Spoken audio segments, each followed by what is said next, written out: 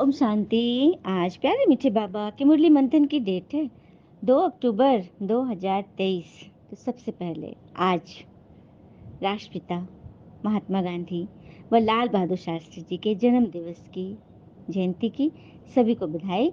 और हम सब उनके आचरण पर चलकर अपने जीवन को सफल बनाएं, जिससे हमारा जीवन भी सफल बने और हमारे देश और विश्व का भी नाम रोशन हो।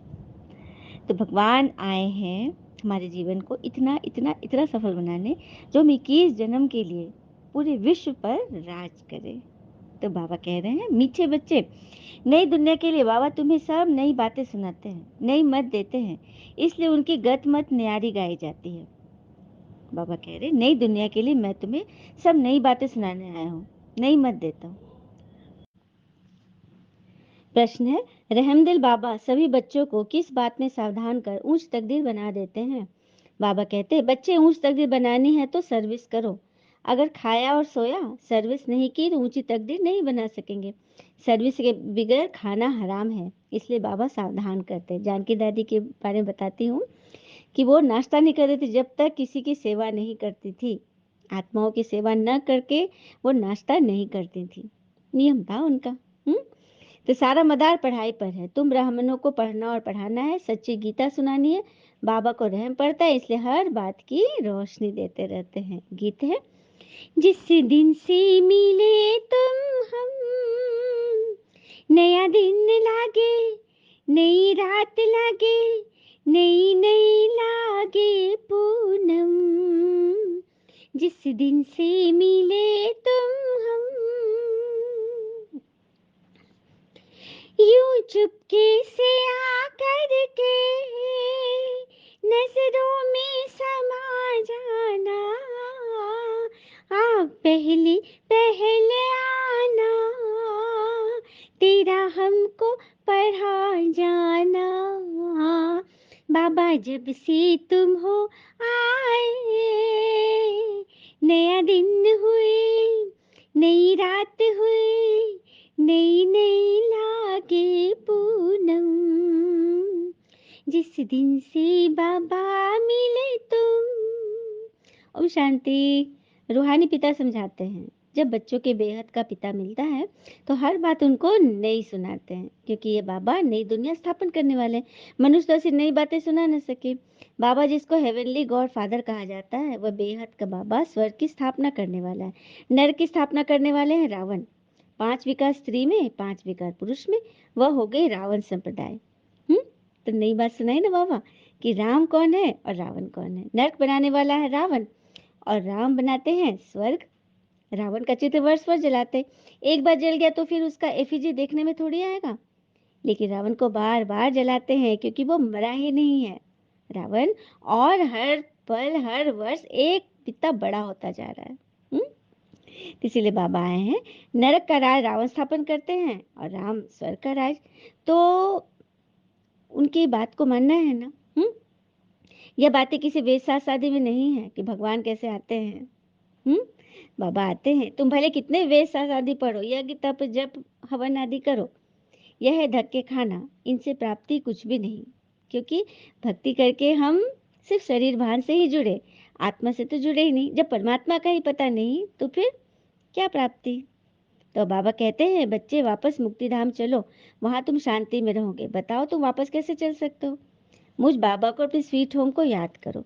देह के सब धर्म छोड़ो, और देह के धर्म है ये विकार, काम क्रोध लोभ मोह अहंकार ईर्ष्या आलस राग द्वेष, इन सबों को भूलो और मुझे याद करो। कहते हैं ना, ये 2 परीक्षाएं अवश्य पास करना है, सुख में विनम्रता की और दुख में धैर्यता की। सारा मदार पढ़ाई और पढ़ाने पर है। तुम ब्राह्मण हो, तुमको सच्ची गीता सुनानी है। हाँ, तुम्हारे पास से जो भी सुने वो सच्चा सोना बनेगा। तो तुमको सच सुनाना है, सच्ची प्राप्ति करानी है, और सबने घाटा ही दिलाया है। बाबा सच सुनाकर सचखंड का मालिक बनाते, यह तो समझने की बात है। विश्व का मालिक बनना क्या कम बात है। सेंसिबल बच्चे जो होंगे वह तो प्लान बनाते रहेंगे, हम सोने की ईंटों का ऐसे ऐसे मकान बनाएंगे, यह करेंगे। मतलब सारा दिन उनके मगज में, कल बाबा ने बोला था ना, मगज में मतलब स्वर्ग स्वर्ग की ही ख्याल चलती रही, ऐसे हम सजेंगे, ऐसे बनेंगे। हाँ, झोली उनकी भरेगी जो लायक होंगे, बाबा को याद करेंगे। माँ बाप को कभी कोई भूलता नहीं है, फिर संगम युगी बच्चे बाबा को कैसे भूल सकते हैं। अच्छा, मीठे मीठे बच्चों प्रति भगवान की नमस्ते, हम बच्चों की भी प्यारे बाबा को नमस्ते। धारणा के लिए मुख्य सार, पहली पॉइंट, वापस स्वीट होम घर जाना है, इसलिए देह के धर्मों और संबंधों को भूल स्वयं को देही समझना है, इसी अभ्यास में रहना है। दूसरी पॉइंट, बाबा की जो शिक्षाएं मिलती है वो दूसरों को देनी है, आप समान बनाना है, 8 घंटे सर्विस जरूर करनी है। वरदान, शुद्ध फीलिंग द्वारा फ्लू की बीमारी को खत्म कर वरदानों में पलने वाले सफलता मूर्त बनते हैं। तो शुद्ध फीलिंग द्वारा फ्लू की बीमारी को खत्म करने वाले वरदानों में पलते हैं और वरदानों में पलने वाले ही सफलता मूर्त बनते हैं। कैसे बनते हैं? तो सभी बच्चों को बाप दादा की श्रेष्ठ मत है, सभी बच्चों को भगवान की श्रेष्ठ मत है कि मैं कोई आत्मा हूँ, मैं देव आत्मा हूँ, महान आत्मा हूँ, विशेष पाठधारी आत्मा हूँ। हाँ, इस श्रेष्ठ फीलिंग में रहना है, तो व्यर्थ फीलिंग की फ्लू नहीं आएगी। जब हम श्रेष्ठ फीलिंग में रहेंगे तो व्यर्थ फीलिंग की फ्लू आ सकती है क्या? नहीं ना। तो बच्चे सदा इसी शुद्ध फीलिंग में रहो कि मैं श्रेष्ठ आत्मा हूँ, महान आत्मा हूँ। जहाँ यह शुद्ध फीलिंग है वहाँ अशुद्ध फीलिंग आ नहीं सकती। इससे फ्लू की बीमारी से अर्थात मेहनत से बच जाएंगे और सदा स्वयं को ऐसा अनुभव करेंगे कि हम वरदानों से पल रहे हैं, सेवा में सफलता पा रहे हैं। स्लोगन, संगम युगी मर्यादा पुरुषोत्तम बनना है, यही ब्राह्मण जीवन का श्रेष्ठ लक्ष्य है। संगम युगी मर्यादा पुरुषोत्तम बनना है, यही ब्राह्मण जीवन का श्रेष्ठ लक्ष्य है। और लक्ष्य के लिए कहते हैं ना कि झाड़ू में जब तक बंधन होता है तब तक वो कचरे को साफ करता है, बंधन खुल जाने पर झाड़ू खुद कचरा बन जाता है। उसी तरह से जब हम अपने श्रेष्ठ जीवन के लक्ष्य को धारण करेंगे, बंद मुट्ठी की तरह सारे गुणों को अंदर समेट के रखेंगे, तभी हम स्वच्छ बनेंगे, पवित्र बनेंगे। नहीं तो अगर बिखर जाएंगे, सारे चीज बिखर गई तो समेटने में टाइम लगेगा और फिर शक्तियां भी नहीं रहेगी। इसलिए हमेशा अपने अपने गुणों को बांध कर रखिए, एक से हम अनेक बनते हैं। सज्जन लोग दूसरों की भलाई के लिए दुख सहन करते हैं तथा खोटे पुरुष दूसरे की बुराई के निमित्त दुख सहते हैं।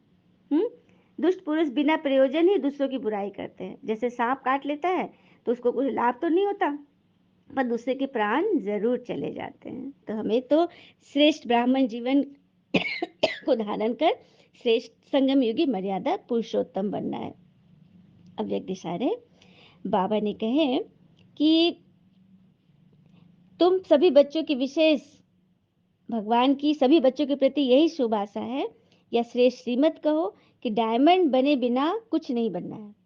तो बाबा सबको डायमंड बनाना है, तो ऐसा डायमंड बनना है जिसमें कोई दाग न हो और बेदाग हीरा बन जाए। अच्छा, ओम शांति। शुक्र मीठे बाबा, वो बाबा के प्यारे प्यारे बच्चे, आप सबका जीवन सदैव शुभ हो। ओम शांति।